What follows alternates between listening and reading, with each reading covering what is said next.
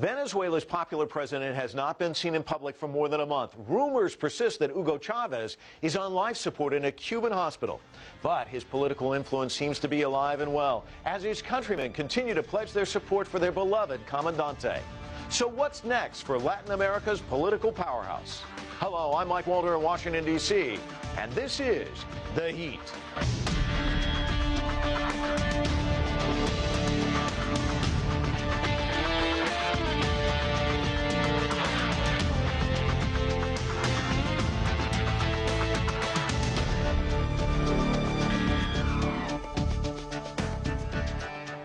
Hugo Chavez won a fourth term as Venezuela's president in the country's October 2012 election, but he missed what was supposed to be his January 10th inauguration. Both his government and family have been tight-lipped about his health as he recuperates from cancer surgery in Cuba. Venezuela's Supreme Court ruled that Chavez is not required to take another oath of office, and the country's National Assembly has postponed his inauguration indefinitely.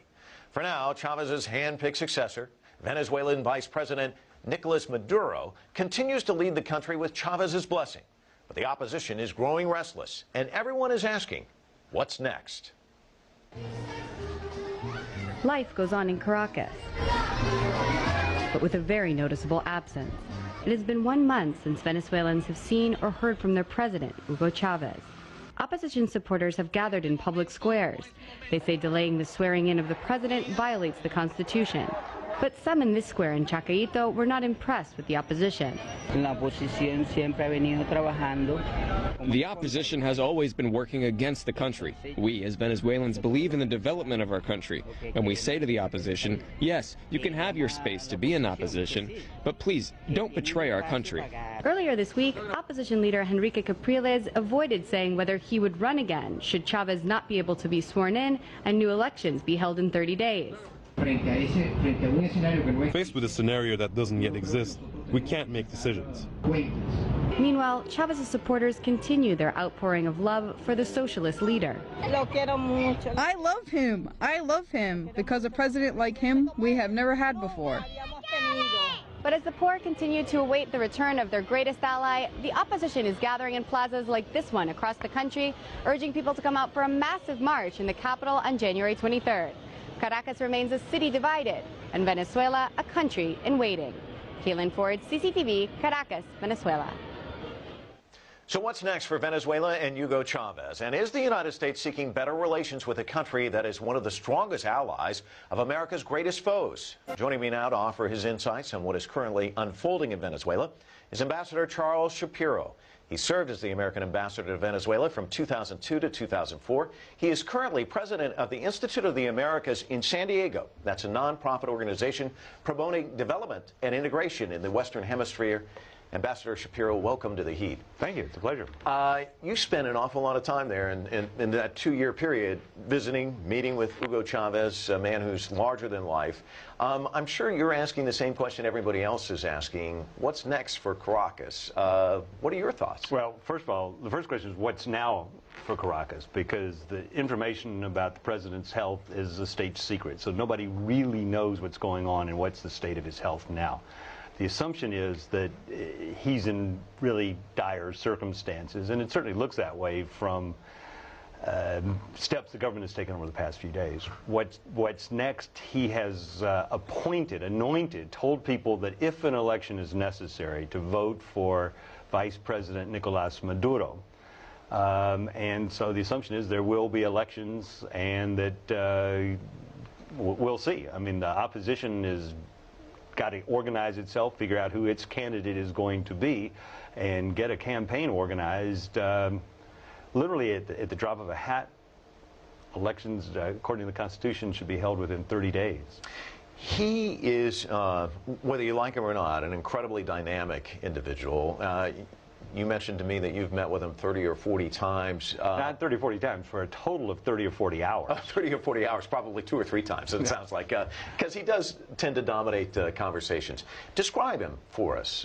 For those, I mean, what's it like sitting across from him? What's he like? Well, first of all, he's a remarkably personable guy who can remember details about you from last time he met you, what your spouse's name is, what your children's names are, and he always wants to know who's your favorite baseball team. And so when you meet with him the next time, he'll ask me about the Atlanta Braves and how they're doing, or tell me how bad the Braves are doing. And baseball is a national sport in Venezuela, by the way. So he is almost has the personality of an MC on a television show. I mean, he's that kind of guy. Knows jokes, songs, can tell you anecdotes. He can be hugely interesting. He's also hugely dominating in conversation. Maduro, well, let me cast it this way. You would think that a man like that casts a very long shadow. Maduro, what kind of man is he? Because you've met him, and is he the kind of man who could emerge post-Chavez? Well, that's the intention of the government, is that he should emerge. I mean, Chavez's last televised address to the nation, he told everybody to vote for Nicolás Maduro. Now, let me tell you that the vice president is not elected in Venezuela. It's an appointed cabinet position, just like the secretary of this, that, or the other. In this government that has been so dominated by Chavez, nobody has been allowed to have a high profile. And so what you're asking is it possible without Chavez there for Nicolás Maduro to come out from under that shadow and to enjoy the kind of support and fervor that Chavez has? And I think the answer, at least in the short term, is no. Chavez, one of his principal tenets is that the United States has tried to destabilize his government, and this is not going to come as a shock to you. The 2002 coup, people say the United States was involved. There's been stuff on the internet that you took a role in all of this, so I wanted to give you a chance to talk about that. The answer is absolutely not. As the then vice president of Venezuela used to joke, he said, you know, if you guys had been involved, it would have been successful. Listen, we had inspectors come down that were reported to the Senate and the House Foreign Relations Committee, which were dominated by, had Democratic majority in the Senate at the time. They went over every record of the embassy. Their report is public, and their answer is absolutely not. You did meet with the interim president during that period. I did. Is that something you regret?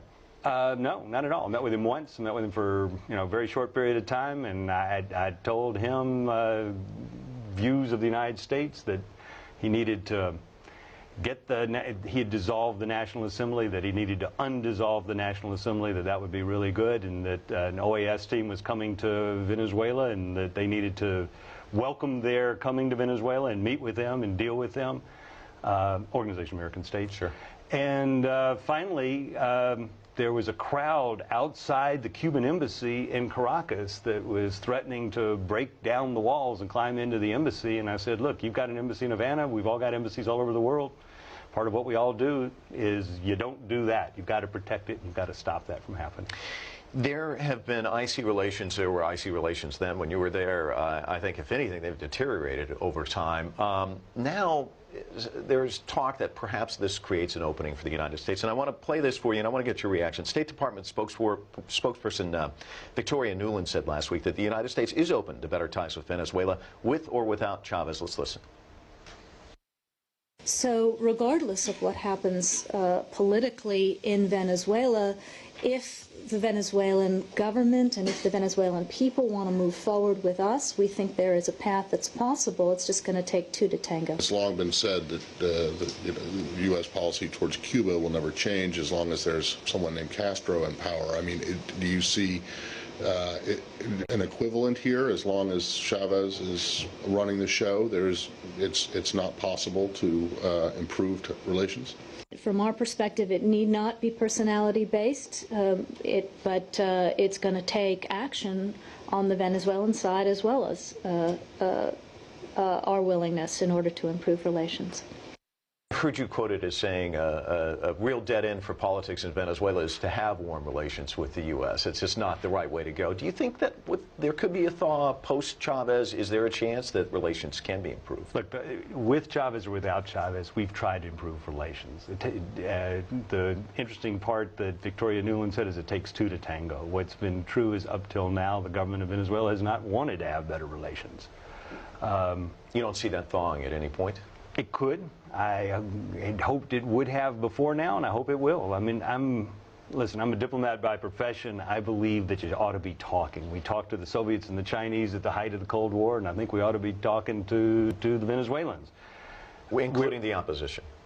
Including the opposition, including the government, including NGOs, including the church. I mean, that's what embassies do, is you deal with the whole range of a society. That's why taxpayers pay to send their diplomats abroad, and that's what we ought to be doing in Venezuela. Knowing the playing field, is the opposition ready if there's going to be a quick election? I mean, you've mentioned to me that the deck is pretty much stacked against them. Yeah. Capriles did well, though, in the last election. A couple things. First, remember that the playing field is tilted in favor of the government. I mean, just from the start. While the voting on election day appears to be free and relatively fair, it's all that goes before that has the playing field tilted and toward the government. So you've got to keep that in mind. Capriles, the opposition has been terribly fragmented. Capriles did a great job, the opposition did a great job of getting unified, coming up with one candidate, running a good campaign. They did better than any presidential opponent has against Chavez in his 14 years in power, but they only got 44%. You got to win 50% plus one to win an election. If the candidate is not named Chavez, things could change. Things could change. But 6% plus one, things maybe could not. change. Nicolas Maduro is not as charismatic, doesn't have the personal following, doesn't have the fervent support that Chavez had. Just about out of time, but I do want to ask you a couple more questions. China and Venezuela have forged closer ties. China has become a major customer of Venezuelan oil. What is the impact of that relationship, do you think? The Institute of the Americas, we have a great program with China. I was in Beijing in the fall. We've got Chinese scholars coming to California in April. Everybody I meet with tells me they make decisions based on what is in the interest of China. And I believe that. That is, they need commodities, they need oil. That appears to be what they're doing, and I certainly don't blame them for that. For Venezuela, there's the different experts have different views. I mean, what China has done is lend money to Venezuela, I think $40 billion, and the payoff will be in oil. What you hear some people saying is that, number one, the government's already spent the money and spent it on social programs, hasn't spent it on expanding its oil production. And number two, that the Chinese have locked in oil at lower than market rates, so that they're getting a good deal off of it. So there are people who are very critical of what the Venezuelan government has done and the deals that they've made with China. There are others who say, well, they lent us $40 billion, nobody else would. Well, Ambassador Shapiro, thank you. It's been a delight. Great. Thank you very much. It's been a pleasure. When we come back, a panel discussion on the legacy of Hugo Chavez. Has he been a dynamic leader who saved his country's poor, or a divisive figure who will leave behind a legacy of economic ruin? We'll be right back.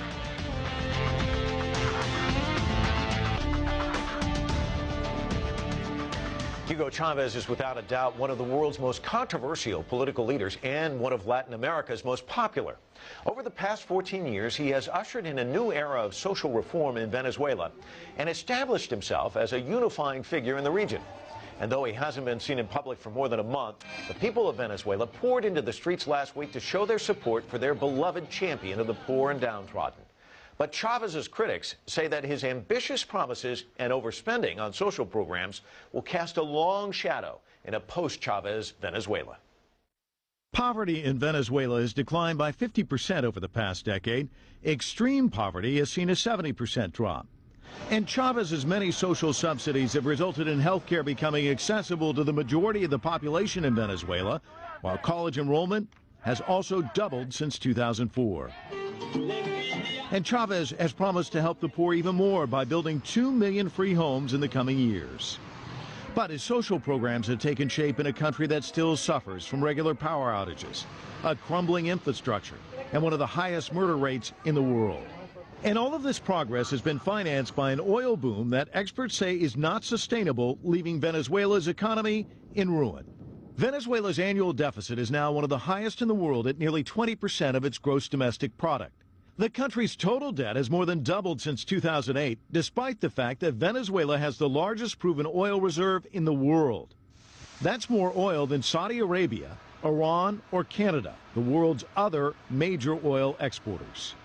And even though Venezuela has exported more than $350 billion worth of oil to the United States during Chavez's time in office, it is now forced to re-import 20% of the crude oil it sells to the U.S. because the country lacks the capacity to refine enough of its own oil to meet demand. As the world waits for scraps of information on the condition of Hugo Chavez, people wonder whether or not he will return to Venezuela for his fourth term as president. The question also remains, what will be his legacy? Joining me now to offer their takes are Ray Walser, a senior policy analyst specializing in Latin America at the Heritage Foundation and a veteran U.S. Foreign Service officer. And from New York City, Eva Gollinger. She's an attorney, newspaper editor, and author. And we want to welcome both of you to the show. Eva, why don't I start with you? What would you say Chavez has meant for Venezuela? Well, Chavez has been probably one of the most important presidents that Venezuela has ever had throughout history. He's definitely transformed the nation. I would say that amongst his biggest achievements have been, one, the reduction of poverty in more than 50%, which has had a dramatic impact on Venezuelan society, on Venezuela's economy and political life as well. But overall, I would say that the biggest sort of achievement and mark of President Chavez on Venezuela has been his empowering the people to participate in their political process and bringing back the Venezuelan national identity and dignity to the people of Venezuela. So it's a completely changed nation than it was 15 years ago. There's been a collective awakening amongst the people, whether or not they're for Chavez or they're against Chavez. They're participating, they're active, they're aware of their political process, and they want to be involved. And I think that definitely this is something that Hugo Chavez has done for his country. Ray, I think that you may disagree with some of what she said, but clearly this is a larger-than-life figure that really has either polarized. I mean, he's really kind of polarized people. People either love the guy or they hate him. What's your take on him? Well, I would agree that he has been a transformational leader. Now, which way the transformation is headed, I would not disagree that the official statistics indicate a substantial reduction in poverty. Basically, what he has done is he's become the sort of the old model of Venezuela was a democracy, but elitist democracy, largely middle-class democracy with a marginalized population that benefited from the oil wealth of the country. Basically, what Chavez has done is taken the oil wealth, has become sort of the redistributionist. He has included more people into the economy, lifted the numbers up, but has he created a sustainable economic model? And this is where the debate goes on. Poverty reduction, how long can this continue? How much is it related to his capacity to sort of run a petro-state? Eva, this really is the criticism of him, and some people look at him as a modern-day Robin Hood, but is it sustainable? There's no question that the budget that's being used, 60% of the national budget that's being used to invest in social programs is coming from that oil wealth. However, in the near future, I'm talking at least more than 100 years, that oil is not going to dry up. So it will continue to provide that source of income for Venezuela as long as world events remain somewhat as they are today. But certainly there's been efforts towards diversification. There's been an ongoing effort to recover the nation's agricultural industry, which was abandoned by prior governments, ignored, which is why Venezuela imports a large amount, almost 80% of their consumer products. That's been slowly changing over the past few years. And then looking to develop other industries, heavy metals, minerals, all other technological and scientific industries. That's what would be sustainable over the long term. Let me give Ray a chance to jump in here. The social programs and reform, has it been a little bit too much, a little too irresponsible in your estimation? The challenge, I think, is, again, this whole issue of sustainability. You can transfer wealth to the poor. You can increase their living status. On the other hand, what has happened to agriculture? My understanding is actually agriculture, their dependence on imported agriculture has increased in the last 14 or so years. My understanding is that oil has become an even more predominant part of the export earnings. In other words, my take on the Venezuelan economy, as opposed to that of Eva, is they have become because of mismanagement, because of statist policies, because of sort of foreign giveaways, that they basically become more dependent on the oil rather than diversifying, which is my take on the Venezuelan economy. What about his brand of socialism? Can it survive Chavez? And I'll start with you, Eva. Well, that's an issue that obviously is being discussed in a lot of media outlets today, and I would say amongst most Venezuelans as well.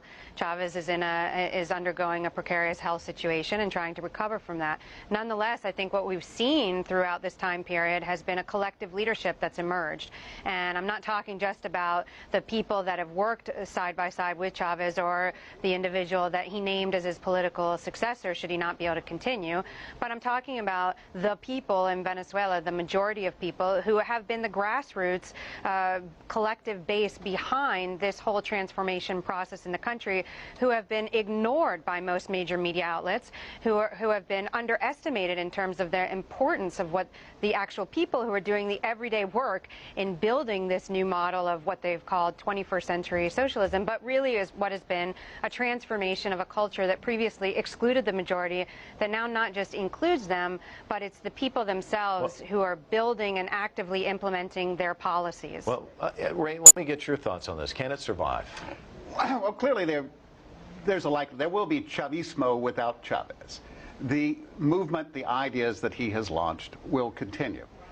The question is my understanding that there are different sorts of interest groups that develop within the party. There will be power rivalries. There is no one that can take the sort of charismatic place. I mean, if you look at these images that you're showing, it centers on one particular individual who has established a very unique bond with the Venezuelan people. The men who are coming after him, the Maduros, the Cabellos, the Hawas, I don't think they're going to have the same sort of capacity to move, to unify, and I think you're going to see some very serious sorts of challenges in the way. I mean, yes, the ideas will continue, the misiones will continue, the youth PDVSA will not be privatized anytime soon, but what sort of coherence are we going to see? What sort of budgetary realities that one sees out there, economic trouble, storms on the horizon, will the Chavista state without the tiller at the helm be able to weather those storms? It's a good question. And Eva, let me ask you this. His regional footprint, how do you view that? Oh, well, I think Chavez has had an enormous impact on Latin America. There's no question about it. He opened the door in the 21st century for progressive leftist governments to come to power throughout the entire region. I mean, today you look at Latin America, the map is completely different than it was at the end of the 20th century. And I think that is due to not just Chavez and Venezuela and the Bolivarian Revolution, but the attitude that Venezuela has assumed in terms of its own foreign policy. The Chavez administration is focused on a foreign policy that's very geared towards regional integration and sovereignty. So they've looked towards their neighbors when before they used to look northward towards the United States.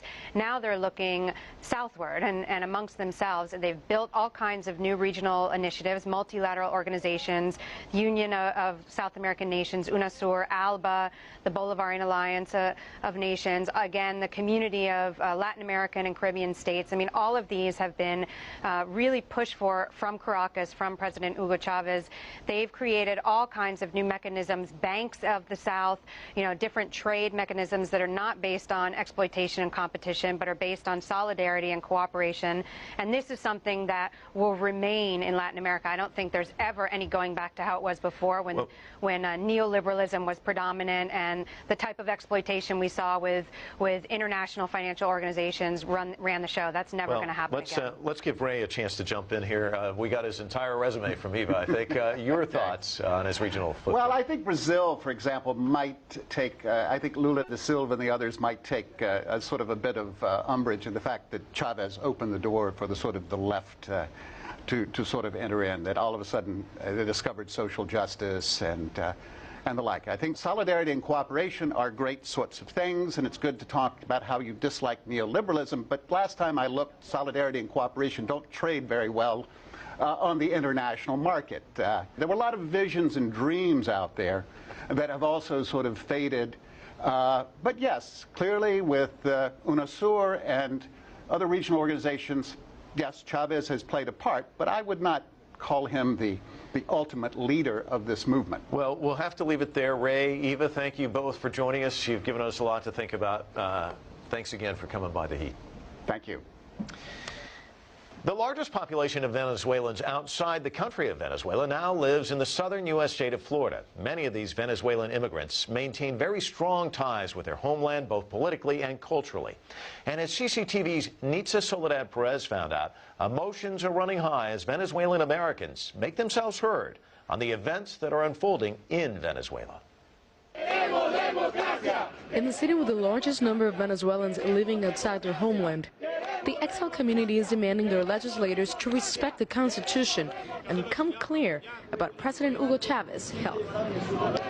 About 200,000 Venezuelan immigrants live in the United States, half of them in South Florida, according to U.S. Census figures. Most of them are passionate opponents to Chavez's revolution. Mario Di Giovanni is a 24-year-old student at Florida International University. He and his fellow protesters are calling for transparency. We are uninformed. We have a sense of uncertainty of what is going on. We don't know if the president that was chosen is in the conditions to take power again. We don't know if he's not in conditions to take power. So I think it's something that affects not only people that against him, but also in favor of him. Because if I'm a person that voted for him, why don't I know what is going on? Where is the president that I supposedly voted for? This student of finance is also the coordinator of Voto Donde Sea, an organization that mobilized Venezuelan voters in the United States to go to New Orleans and vote in last year's elections. The Miami consulate was closed by the Chavez administration after a diplomatic spat between the U.S. and the Venezuelan government. As a consequence, the only place where Venezuelans from Miami could exercise their right to vote was 1,400 kilometers away. Unanswered questions about President Chavez's health and Venezuela's future fill Spanish radio waves in Florida. The exile community wants to make sure the rest of the world knows how they feel and what they want. The Venezuelan community is very active in spreading their message around and explaining what's going on. Sometimes the situation in Venezuela is so complicated that international organizations don't understand it. It's hard for them to get their head around the fact that the president has full control of all powers. But after 14 years of Chavez in power, the opposition in Miami is finally grasping Venezuela's political reality. There's no denying that half the country supports Chavez. The country is completely polarized.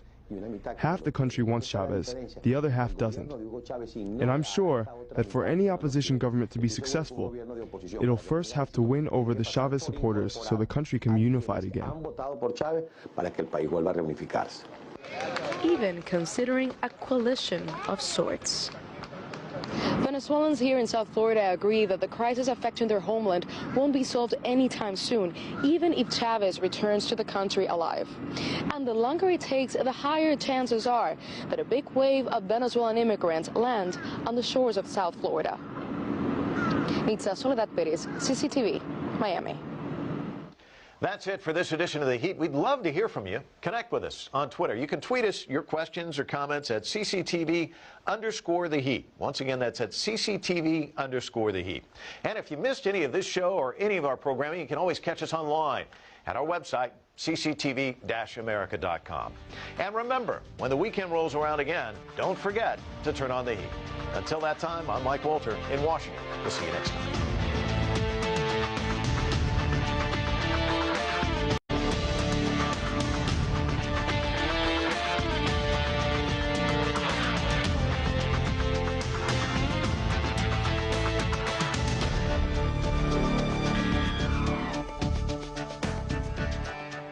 Hugo Chavez won a fourth term as Venezuela's president in the country's October 2012 election, but he missed what was supposed to be his January 10th inauguration.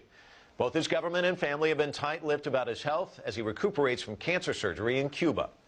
Venezuela's Supreme Court ruled that Chavez is not required to take another oath of office.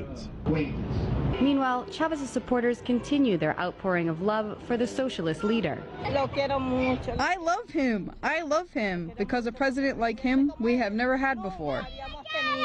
But as the poor continue to await the return of their greatest ally, the opposition is gathering in plazas like this one across the country, urging people to come out for a massive march in the capital on January 23rd.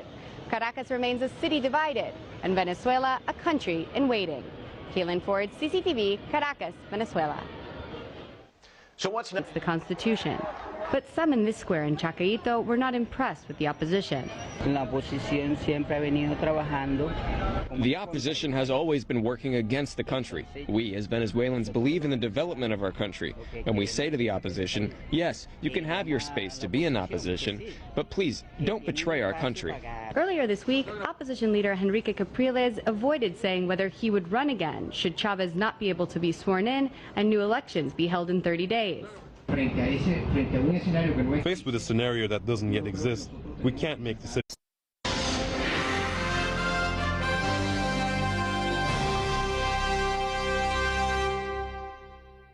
Venezuela's popular president has not been seen in public for more than a month. Rumors persist that Hugo Chavez is on life support in a Cuban hospital.